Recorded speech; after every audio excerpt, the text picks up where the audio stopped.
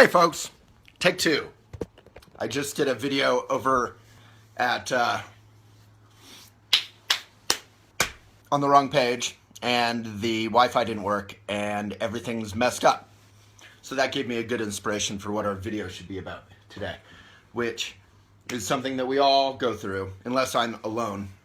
Excuse me, I gotta clean this. Is that better? Or maybe it's just shiny. Sunshiny. Is sunshiny in Boulder, Colorado. All right, so I'm told that the first couple minutes everyone is still tuning in, so I can basically just say whatever I want and do whatever I want. So for the last couple weeks, I've just been getting naked and running around singing Broadway musicals for the first 2 minutes. Today I'm going to do something slightly different, which is drink coffee in my mug that I just bought in Halifax. I love it. It's got little impressions where your hands can kind of hold it. I'm really into pottery. I like pottery. The great thing about collecting pottery is it's affordable, it's practical, it's art in your everyday life, and once in a while, tragically, you break it, and then you get another one.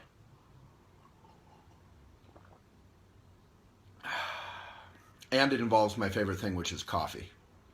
Good coffee. I've been drinking coffee from Kicking Horse, which is organic and fair trade, and comes in big containers. And it's dark, which I like. Coffee. Yeah, it's really cool. It looks like dragon scales on the side. All right, I'm going to shut up and get to work. Let's get down to business, because time is precious. Your time is precious. So I wanted to talk about something that we all do, which is mess up, make mistakes, F up, have a bad day, be in a bad mood. Everything's going great, finally, and then everything goes to hell, right? Have we all been through that? If so, you can say, yes, I have made a mistake in my life that I felt bad about, maybe even today or recently, and say where you're from, because it's fun. So Jen, Ashley, anyone else, Bess, say where you live. There, we got a van running over a tree in my backyard. They're effing up right now. They should be watching this video. Maybe they are, and that's why they're crashing into a tree. It's so good. It's so good. Kicking Horse should become a sponsor because I'm so into it. We like eco sponsors. Today's eco sponsor, if you watch nothing else, the one thing you should pay attention to, not because you care about me or Elephant, but because they're offering 3 free meals, is in the comments. You can get 3 free meals anywhere in the US. Sorry if you're Mexican or Canadian or European or South American or Asian or Russian, unless you're in the US, you're SOL on this particular offer. But you can get 3 free meals. I haven't tried them yet, so I can't really attest to it, but it's organic, sustainable. The packaging is relatively eco. It's far more eco than any other one of those meal delivery services, which are taking over the whole world because people don't have time to slow down and eat, which is sad to me. But if you're going to be busy and speedy, and you have a lot of responsibilities, and you need a little helping hand, try Sunbasket. Kicking Horse is so good. All right, Denver, Colorado. That's where all these super cute hipsters are running around on their bikes drinking amazing coffee. My kind of town. Sintra, or I don't know what that means. All right, so let's get down to work. We're at 166 people tuning in every second. It's pretty good. Usually we get up to like 200 comments. It's very exciting. Bess O'Connor is lying because she's not in DC. She's in Boulder. Travis is in St. Petersburg. Hedy, that's an amazing name, like Hedy Lamarr, New York. Whenever anyone says New York, they always mean New York State. Oh, where do you live? New York. Oh, New York State. Because if they lived in New York City, they'd say so. They're always trying to pretend they live in New York City. Naples, Maryland, Huntington Beach, Texas. Anyone who hasn't commented, I'm going to assume you have had a perfect life. You've never messed up. I mess up frequently. So here, the video will finally begin to be worthwhile. And I apologize to all of you for using your patience. But I've had a kind of confusing, messed up day. So what else is new? I'm trying to block the number on the screen. I hate it. We're at 214 readers. All right, is that good? I know I'm blocking the screen a little bit. Okay, so I've been reading this, Training the Mind. It's my favorite book, as you can tell from its condition. It's basically like, what do you call it when wood is petrified? So I'll just read something. This is from Buddhism, Buddha Dharma, but also with commentary by Trungpa Rinpoche, who is my parents' teacher. So number 50. So you can read one of these a day. I really love it. And it's called Lojong, Training the Mind. And my teacher, the Sakyong, talks sometimes about how we all know the importance, whether we do it or not, of treating our bodies well, eating good food, training our bodies. Maybe we're not Michael Phelps or whomever, but hopefully we know, even if we're not doing it, that we have to eat good food and get our heart rate up once a day, go for walks, take care of our bodies, get enough sleep. But we don't think about taking care of our minds, really. So this is called Training the Mind. And number 50 is, don't be swayed by external circumstances. Easier said than done, right? Although your external circumstances may vary, your practice should not be dependent on that, your meditation practice. Whether you are sick or well, rich or poor, have a good reputation or a bad reputation, you should practice Lojong, mind training. It is very simple. If your situation is right, breathe that out. If your situation is wrong, breathe that in. And I love this. I feel like everyone could write this down on a piece of paper, tack it in front of your dishes, or if you never do your dishes, tack it in front of the toilet, assuming you go to the bathroom. Tack it somewhere where you're going to see it once a day, because basically this just took care of everything in life. Whether things are up or down, good or bad, happy or sad, rich or poor, all we have to do is focus on the main point. What is the main point, you ask? Well, number 51 comes just in time. This time, practice the main points. This time refers to this lifetime. You have wasted many lives in the past, whether you believe in that stuff or not. And in the future, you may not have the opportunity to practice meditation, Dharma. But now, as a human being who has heard the Dharma, you do. So without wasting any more time, you should practice the main points. All right, what is the main point? This teaching is threefold. 1, the benefit of others is more important than yourself. And we'll talk about that more in 1 second. Number 2, practicing the teachings of truth, of the Guru, of Dharma, of truth generally, is more important than analytical study. Sort of controversial one there. Number 3, practicing bodhicitta, nurturing our seed of awakeness,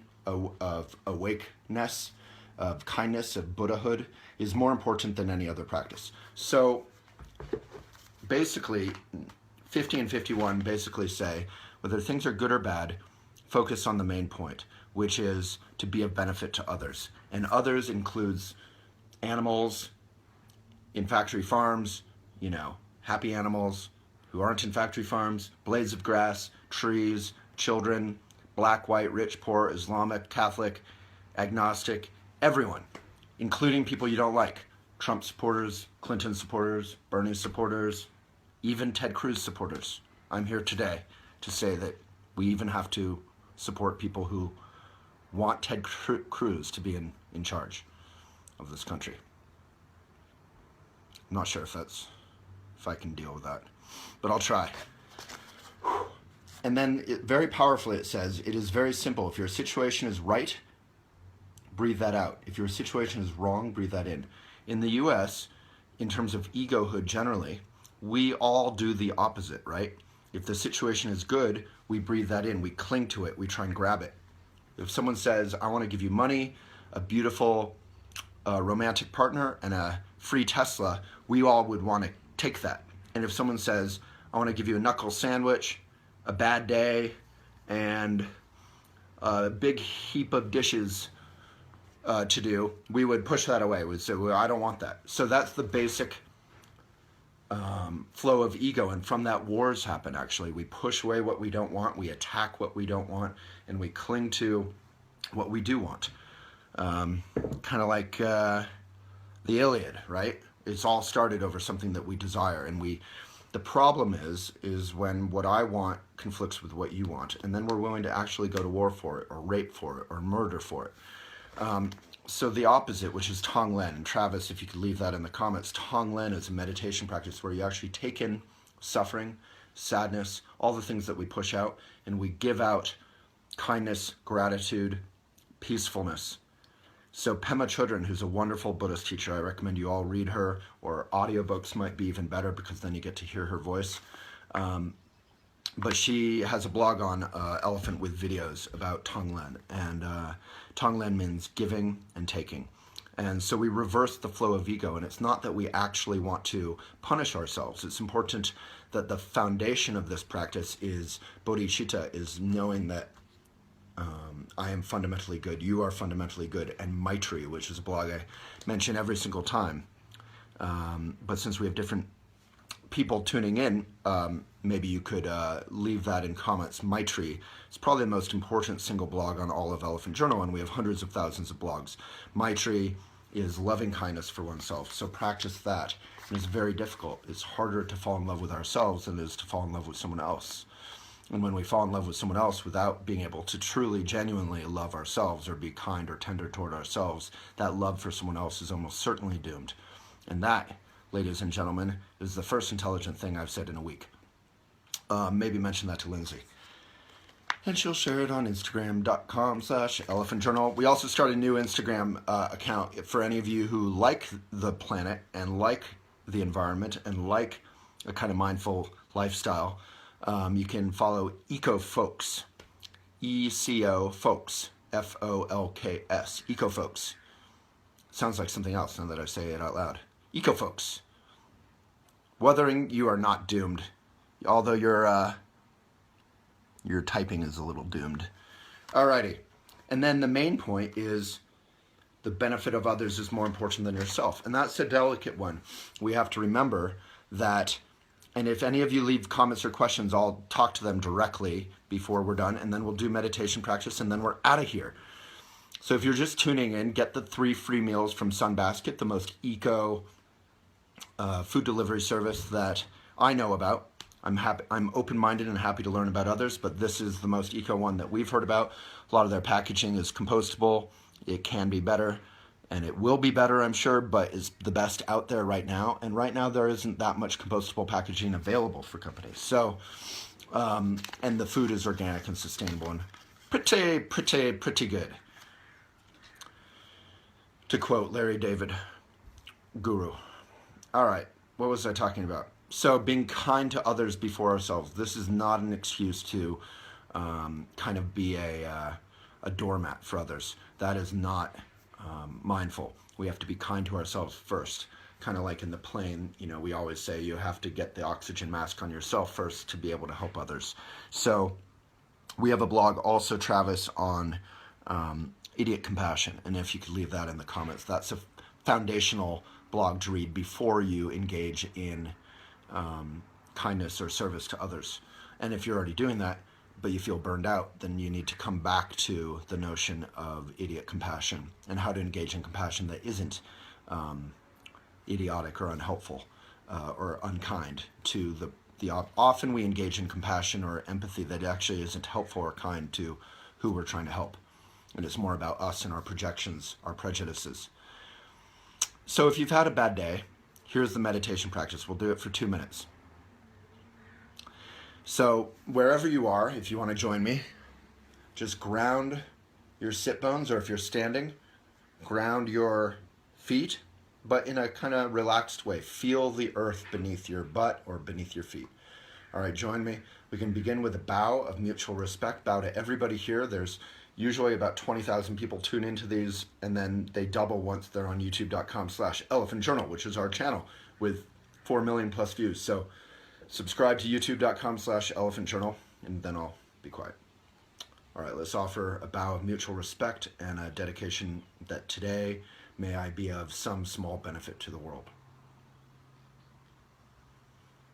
All right, I hope you bowed with me. If you didn't, just join in and offer a bow of mutual respect, and it can be a cheerful thing. It's not spiritual in a serious way.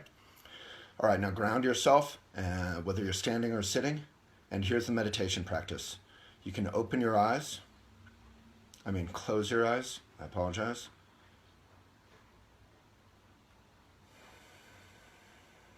Find your breath. Feel your spine relaxed, straight, but following its natural curve.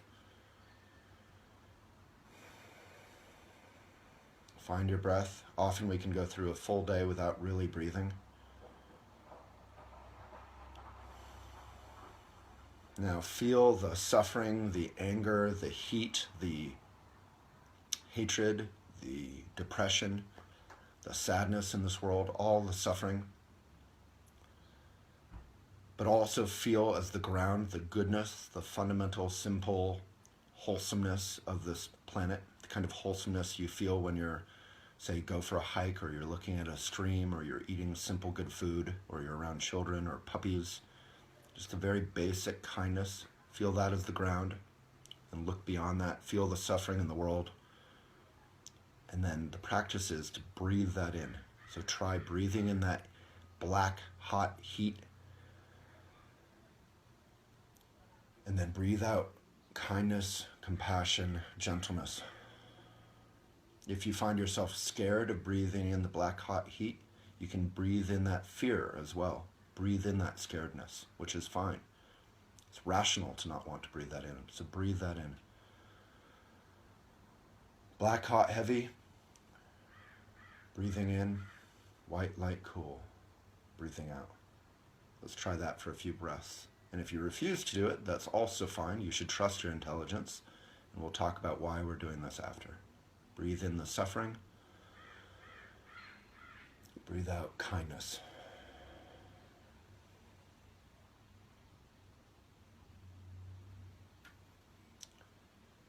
Breathe in black, hot, heavy.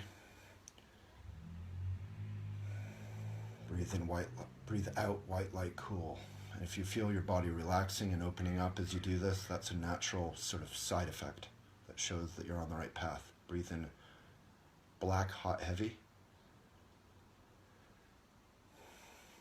Breathe out white, light, cool. Okay, open your eyes. Just appreciate your immediate surroundings without focusing on any one thing. As Trungpa Rinpoche would say, look at your world. This is your life.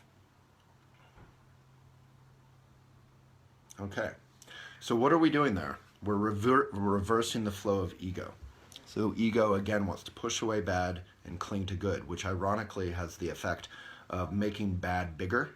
It's like the hot potato. You push blame back and forth, and it just gets bigger until you're in a fight with someone you love. Or clinging to something good is the best way, as we all know from first love, to ruin something wonderful. So when we practice that, and that's basically Tonglen, and it needs to be founded on a foundation of shamatha meditation, which I've taught in many of these. You can go to youtube.com/Elephant Journal, search for meditation instruction or meditation, shamatha, which means resting the mind. It needs to be on that foundation, because otherwise our egos tend to cling to notions of bad or good, and we become afraid, which is fine, of it being bad for us. Well, it's not bad for us to open up with compassion or to give away and relax with any privilege or any goodness that we are experiencing. So that's the basic practice, and it's incredibly powerful for transforming, literally transforming difficult emotions, sadness.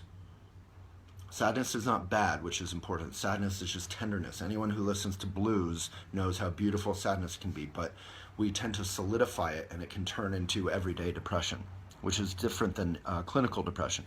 Everyday depression is the notion of something we all go through, which is sort of solidifying, and when you just want to stay inside and you feel so alone, and all you're thinking about is sort of glass half empty and how hard life is, and sometimes how pointless it seems. We all go through that. And then we all have days where everything could be going to but for whatever reason we're in a good mood, and everything seems workable. And that's actually how life is, that everything is regarded as workable in the Buddhist or mindful path. And there's no need for any of you to be Buddhist. The Dalai Lama was asked about that. Hey, should we all become Buddhists? And he said, no, whatever your thing is, do your thing fully. That's Buddhism in a way. If you're Catholic, if you're Christian, if you're Islamic, if you're, like Michael Phelps, you're a swimmer. If you're agnostic, if you're a cyclist, if you're a parent, if you're a waiter or waitress, whatever your thing is, do that fully and do that properly and do that well. There's a great Zen story about before enlightenment. So let's say you're out in the woods living in a cabin and you're not enlightened. Every day all you're doing is chopping wood and carrying water. Seems totally meaningless. Then you enter the path of mindfulness and you engage in that entire path until a point where you're completely present and you're available to others, and you at that point can become a teacher who shares that kind of goodness and wisdom. Well, the fruition is that you chop wood and carry water. Buddhism isn't about becoming some big magical guru on top of a mountain, but rather about just becoming kind in your everyday life and inspiring others to do the same. So that's really not Buddhist, that's just human, right? All right, so I'm going to look through comments. Remember to get your 3 free meals if you're in the U.S., thanks to our sponsor, Sunbasket. And as always, we only want eco-mindful sponsors. We don't want to work with bad companies. So not only are we not embarrassed about having sponsors, we're proud of having eco-minded sponsors who are changing the world for the better. So we are very picky, and Sunbasket is one that we're happy to check out. So you can get 3 free meals, which is kind of awesome of them. And if you don't like them, that's also fine. You can share your comments. If you do like them, share your comments. We're totally open. We're trying to do journalism here. So, alrighty. Get those 3, read some blogs. I'm going to go through your comments and answer anything, and then we'll wrap up. So if you have a question or a concern, comment, personal experience, anything you have, go for it. Alrighty. Tons of comments about where people are from. Maryland. Hetty is still my favorite name. Hollywood, California. Kind of jealous. I have a good friend in Hollywood. I went to this great Mexican restaurant with a cool bar somewhere in Hollywood. Palm Springs. Moved back from Thailand. Wow. New Hampshire. I'm kind of jealous. I used to live in Vermont, and I miss it.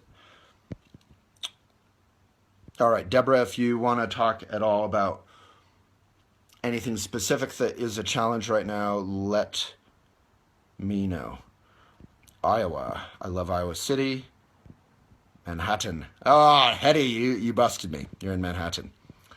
All right, my bad. I'm wrong yet again. Wisconsin. Pam, hey to you. Killingly, Connecticut. What a name. East Killingly. Kentucky. Tustin. Florida. No one is perfect. That is true. Still in your pajamas. That doesn't sound bad, as long as you're enjoying it. All right. Pema Chodron was the author. She's wonderful, and her stuff is in the blogs, in the comments. So just click. Oops. I clicked the wrong thing. Oh. Do you know Hetty? There's 2 people who know each other. All right. Bess, is that a personal question? If so, that you're making me very sad.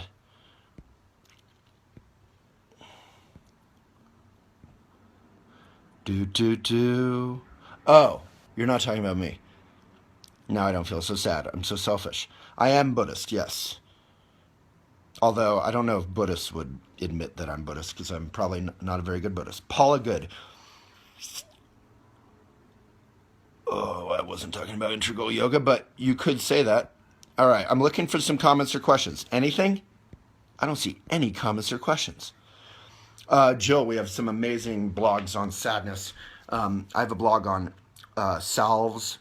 Travis, if you could put this in the comments, salves for everyday depression. Sorry, my dog is making noise. Yeah, Dina, you bet. That made you want to throw up. All right, Kayla. Sorry. Always want to hear that in feedback. All right, I can't find any comments.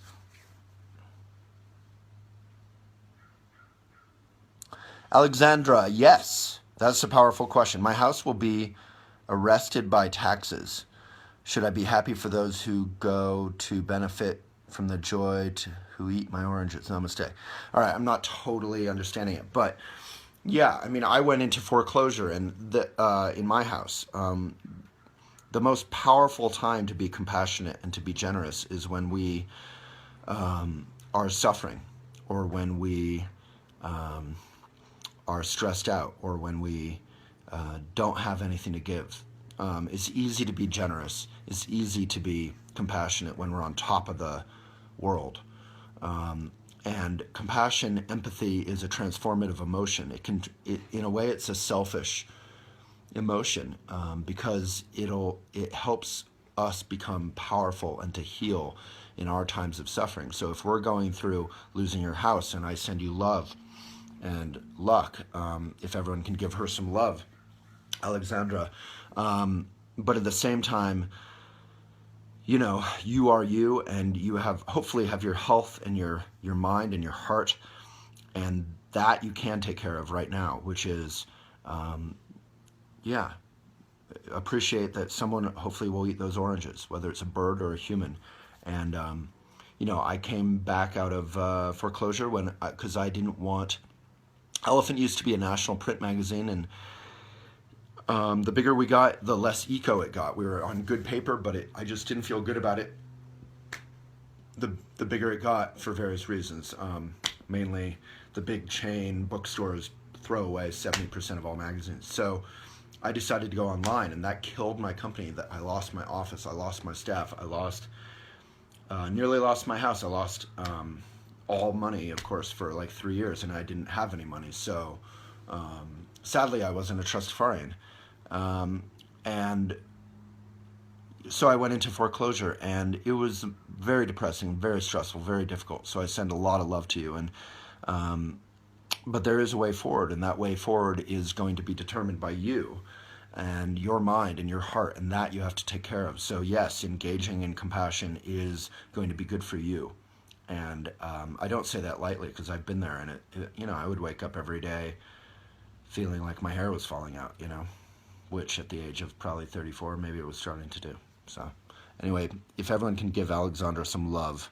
And also, I've written about foreclosure. I don't know if you would find that helpful, but you could search foreclosure on elephantjournal.com and know that, you're not alone.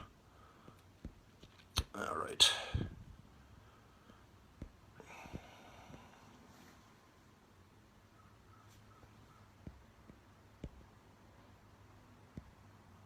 Billy, nice comment. All right. I can't find any comments. There's tons of comments, but Wuthering, we're just talking about being a good person as usual. All right. There's tons of comments, but I don't see any questions. So I am going to look one more time at the very bottom and then wrap this up. Yes, Tina. So that exact question, which is genius, is discussed in the Idiot Compassion blog, which I think Travis put in the comments.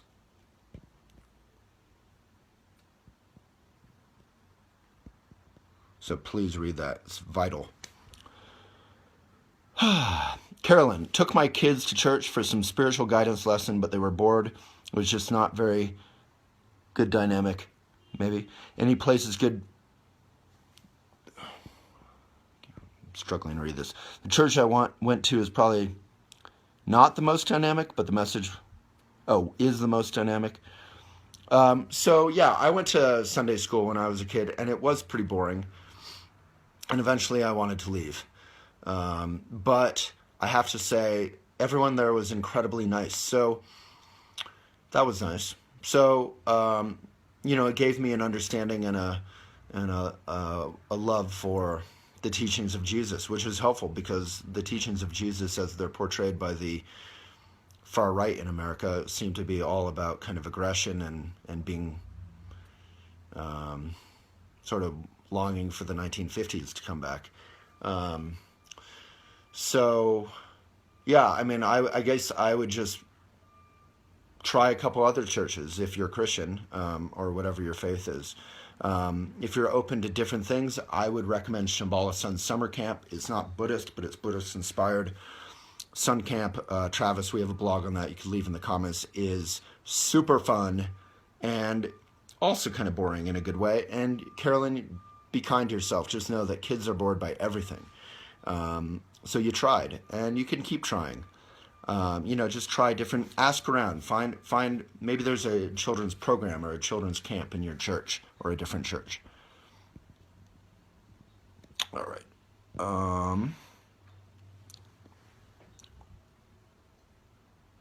Bree McCrane. Beautiful question. I feel like you're kind of answering your own question. What would you say? I would say sometimes you need help, and you do need to just open up and help, but you should know that asking for help isn't an admission of some sort of badness on your part. It's okay to be weak. It's okay to need help. In fact, you can view it as this, that you're giving other people the opportunity to be helpful, which is fun. I just brought a nice meal to a husband and wife friend of mine who just had a baby. They're not weak particularly, but they're not able to go get food or cook for themselves right now. They're pretty overwhelmed. And, it was a huge honor and probably a highlight of my week that I get to bike over there with some food from the kitchen in Boulder.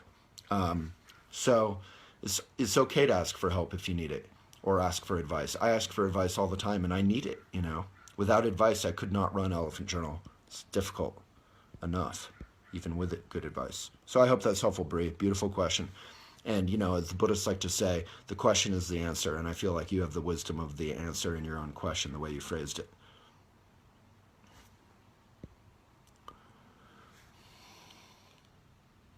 All right, Jen James. Compassion versus idiot compassion. My daughter has a gambling problem and has stolen money from us and committed other crimes that we have protected her from and helped her keep her job. When do you draw the line with family? Where does the compassion for bad behavior end? Hoping there is a turnaround at this point. She just had what may have been a moment, I'm hoping. That's, first of all, give yourself some love, a pat on the back. This is really difficult to see a child going through an addiction of any kind. And of course you want to help, but at the same time you're already realizing, it sounds like, that often help just gets taken advantage of, and they have to get to the point of what Buddhists would call hopelessness. Hope is often viewed as a good thing, but in Buddhism it's viewed as the other side of the coin of fear, hope and fear. You're longing for the solution, you're afraid of your own kind of present. And really, we have to give up both and just take responsibility for ourselves. And that's the point where she's going to be happy. Probably some sort of gambling addiction therapy might be helpful. I'm not an expert in this at all, but I would say that addictions are addictions. They are serious things, and until she gets to the point, until any of us who are addicted to anything get to the point where we feel completely hopeless and we are willing to give up and recreate our lives in a positive, proactive way, we're going to keep kind of relapsing, So yeah, read that blog about idiot compassion, and that has more wisdom than I can share in it, hopefully. But there is definitely a kind of compassion that just kind of is taken advantage of and enables someone to continue their neurosis. And on some level, even though it's natural for you to want to help and her to look for help to you or money to you, that help may not be helpful at a certain point. And again, it sounds like the answer is basically in your question. So big love to you from all of us. If everyone can give you a like or a virtual hug, of course it's meaningless, but it's also meaningful in that you're going through a lot, and that you do have a mindful community here of people who care and who want to help you out. So I would really try and find some gambling addiction resources and get her involved in that, because at this point it's probably way beyond what a friend or even a parent can help with. Hetty, well said. The only thing to do when you're down is be generous.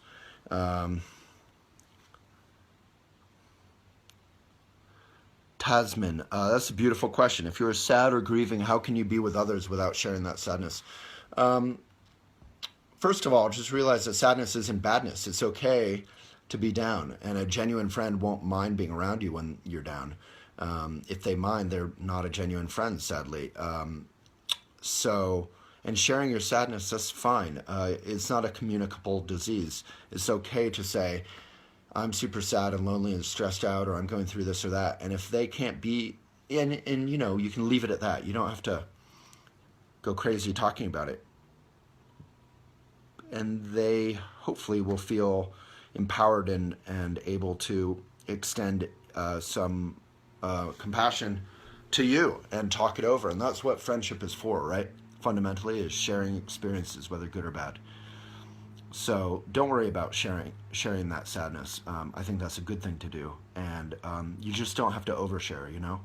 I remember I was going through a difficult breakup once, and people would say, so how's it going? And I'd be like, oh my God. And I'd talk about it, and then I'd look over at them 2 minutes later, and they'd be like they wanted to get out of there. So when you're sharing it, be talking to them. Don't be wrapped up in your own thing completely. Like, make sure it's a genuine exchange, that it's not a monologue. Hopefully that's helpful, Tasman. Bess, how do you eat well and organic in an urban neighborhood where it's not really available? Resources. Well, I used to live in Mission Hill in Boston, and there was no real food anywhere around. You literally had to leave the neighborhood to find a grocery store or any real food. So one thing that's really taken root, no pun intended, all over the U.S. is urban gardens, community gardens, urban gardens, and that's a fantastic thing. Grow your own food. If it's only some herbs and carrots and kale. Kale is amazing. I planted kale a couple years, haven't done anything, haven't even watered it, and it's still going strong. You got to lop the tops off a little bit, but that's about it. So plant your own, and then I think you're probably referring to Sunbasket, who is our sponsor, and they're eco and organic, sustainably harvested, pretty good packaging. So check them out. 3 free meals for everybody who's watching if you're in the US. So click that link for Sunbasket. I haven't always seen that link, so maybe copy paste it again. All right. The link is in the comments. I feel like there are many deeply depressed people right now, me included. This is from Holly. Is there a reason why this is so bad this year's season? Yeah, I don't know, Holly. I have no idea about the season aspect.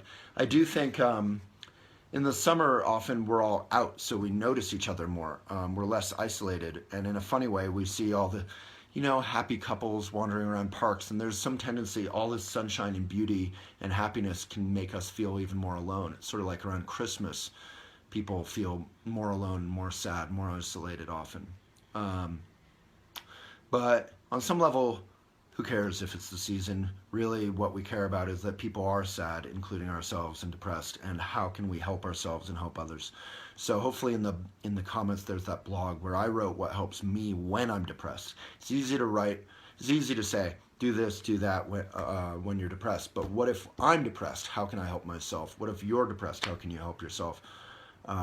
Often when we're sad or depressed, we lose the sort of ability to help ourselves. So I wrote a blog from the point of view of what can you do when you're actually feeling down. So please read that, and hopefully it's helpful to you, and big love to you. Can we see my dog? Yeah, he's all over my Instagram, instagram.com/Waylon Lewis. I think he's napping right now. He's a half-hound rescue. Nicole, we meet my dog? All right, 2 people asked, Redford! I think he's napping. Redford!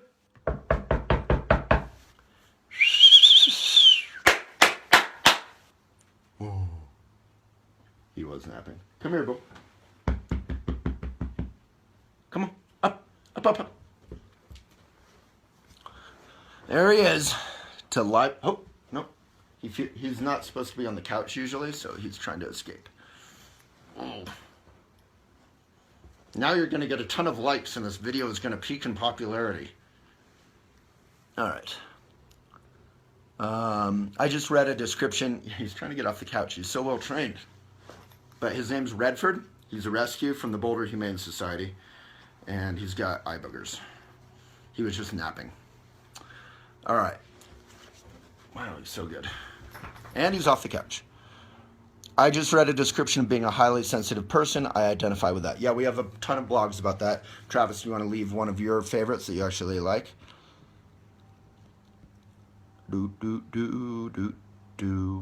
Yeah, Travis, there's another one about everyday depression that I wrote. I think that one might be the video one.